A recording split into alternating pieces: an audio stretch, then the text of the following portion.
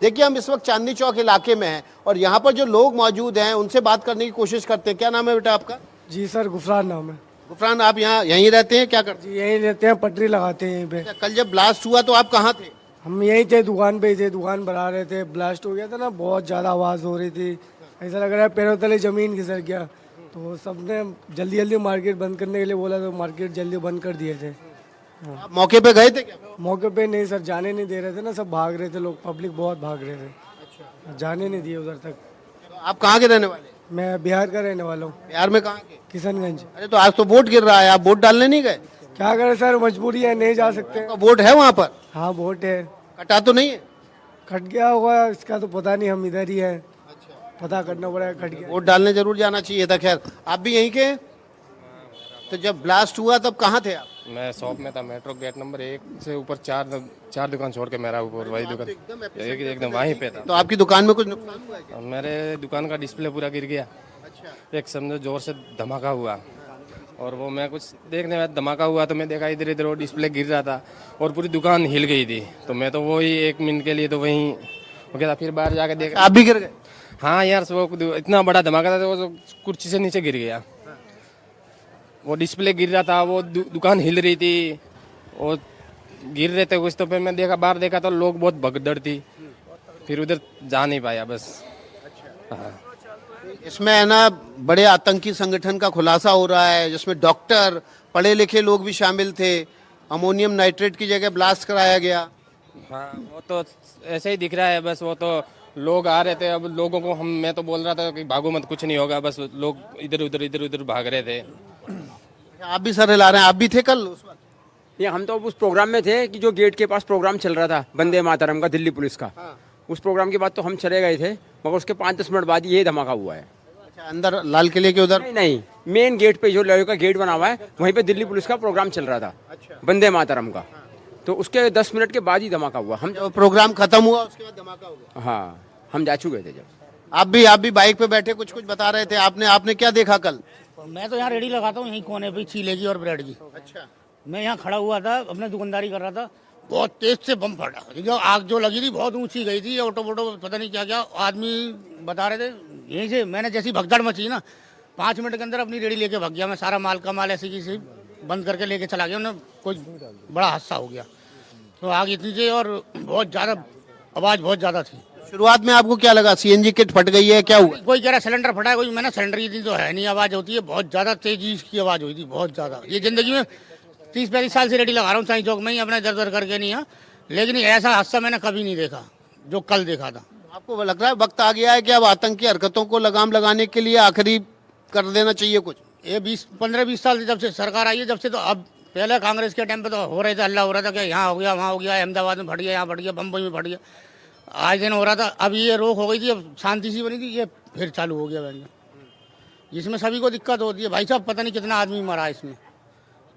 2 बसों में बता रहे हैं आग लगी है, कई गाड़ियाँ फट गई, रिक्शा वाले, बैटरी रिक्शे वाले, उनमें भी। और वहाँ तो बहुत ज़्यादा रश होता है शाम को। मैं रेडी यहीं पे लगाता हूँ। आप भी यहीं पे काम करते हैं, यहीं रहते हैं? हैं? दुकानों में काम करने वाले। अच्छा, तो डर क्यों रहे हो आप? यहाँ बम थोड़ी फटने वाला है। तो आपने क्या देखा? वही देखा था, बम फटा था। यहाँ काम करते हैं? यहीं काम करते हैं, यहीं पे। इसी दुकान में? हाँ। तो आप मौके पे गए फिर?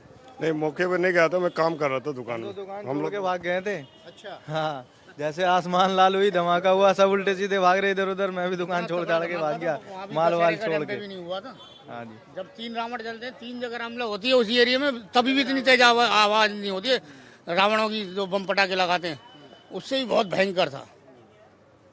आवाज बहुत ज्यादा थी। आप भी डर गए थे क्या? कल थे आप? सर ऐसा है, हम तो ये काम करते थे, यहाँ 6 बज के 20 मिनट यहाँ दुकान पे थे हम, क्योंकि उसका चले गए घर। हम जैसे घर पहुँचे हम, तो खबर सुनी कि यहाँ बहुत तगड़ा ब्लास्ट हुआ, कि हमारी दुकान यहीं पे ये काम करते थे और कुछ नहीं है। इसके बारे में पता कोई रिक्शे जले, बाइक जले, कितने लोग मरे, क्या घायल, को पता नहीं इसके बारे में। बहुत लोग मरे भाई साहब, पूछो मत। क्या नाम है आप? जसीम। तो आपको लग रहा है कि अभी आतंकवाद के खिलाफ आखिरी लड़ाई कर देनी चाहिए? सर ऐसे तो खैर कर देनी चाहिए, ऐसी बात नहीं है। जिस हिसाब से लोग मरे हैं, घायल हुए हैं इतने। और बड़ी खबर आ गई, एक और दिल्ली ब्लास्ट से जुड़ी हुई एक और बड़ी खबर आपको बता देते हैं। गृह मंत्रालय की अहम बैठक है आज। गृह मंत्री अमित शाह ने वरिष्ठ अधिकारियों की बड़ी बैठक बुलाई है। थोड़ी देर में ये बैठक शुरू होगी। नॉर्थ ब्लॉक में ये बैठक शुरू होनी है। अमित शाह के नेतृत्व में ये बैठक होनी है। तस्वीरें कल शाम की आपके सामने चल रही है। बड़ी खबर, राजीव रंजन मेरे एक और वरिष्ठ सहयोगी इस वक्त हमारे साथ जुड़ गए। राजीव, इस बैठक में कौन कौन लोग आने वाले हैं? राजीव, देखिए आपको सबसे पहले बताया कि बैठक जो है गृह मंत्री का घर जो ठीक पीछे है, यहीं पर बैठक होने जा रही है। और इस बैठक में गृह मंत्री के अलावा दिल्ली पुलिस के चीफ इसमें हिस्सा लेंगे, आईबी चीफ इसमें हिस्सा लेंगे, एनआईए चीफ हिस्सा लेंगे और जेएनके पुलिस के जो डीजी जो है वो ऑनलाइन इसमें जुड़ेंगे। तो तमाम सुरक्षा से जुड़े बड़े अधिकारी इस बैठक में शामिल होंगे। और सबसे बड़ी बात कि अभी तक सरकार की ओर से आधिकारिक तौर पर यह नहीं कहा गया कि जो हमला हुआ है, जिस तरह का धमाका हुआ है, कि क्या ये आतंकी हमला है।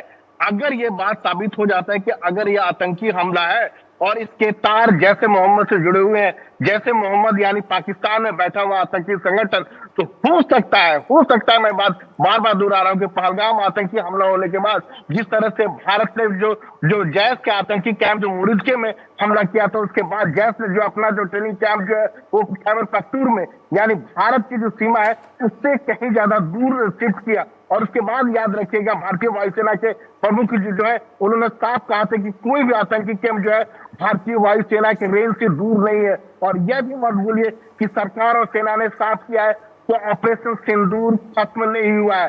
तो सरकार का बिल्कुल कहना साफ है कि अगर भारत में कोई भी आतंकी हमला होता है तो एक्ट ऑफ टेरर समझा जाएगा। और पाकिस्तान के अगर सीधी इन्वॉल्वमेंट की बात सामने आती है तो सरकार जरूर पाकिस्तान में बैठे आतंकी समूह को बड़ा सख्त संदेश देगी। और हो सकता है कि जो बैठक घर जो पीछे देख रहे हैं करीब 11 बजे बैठक होगी और इस पर कुछ न कुछ चर्चा जी राजीव, अब से आधे घंटे के बाद ये बैठक शुरू होगी। 11 बजे अमित शाह के घर पर ये बैठक बुलाई गई है, जिसमें होम सेक्रेटरी इंटरनल सिक्योरिटी के जो है उनको बुलाया गया, आईबी चीफ है, दिल्ली पुलिस कमिश्नर हैं और तमाम एजेंसियों के बड़े अधिकारियों के साथ देश की सुरक्षा व्यवस्था की समीक्षा की जाएगी। ये जानने की कोशिश की जाएगी कितने चाक चौबंद हमारी एजेंसीज हैं और क्या बड़ी हिमाकत करने की फिराक में आतंकी लगे हुए हैं। अब चलेंगे सैयद सुहेल के पास। सैयद मेरे सहयोगी इस वक्त चांदनी चौक में मौजूद हैं। पिछली बार जब बात करने की कोशिश कर रहे थे तो उनके ऑडियो में कुछ प्रॉब्लम आया था। सुहेल, क्या मुझे सुन पा रहे हैं? आपके पास क्या ताज़ा अपडेट है? जी बोलिए।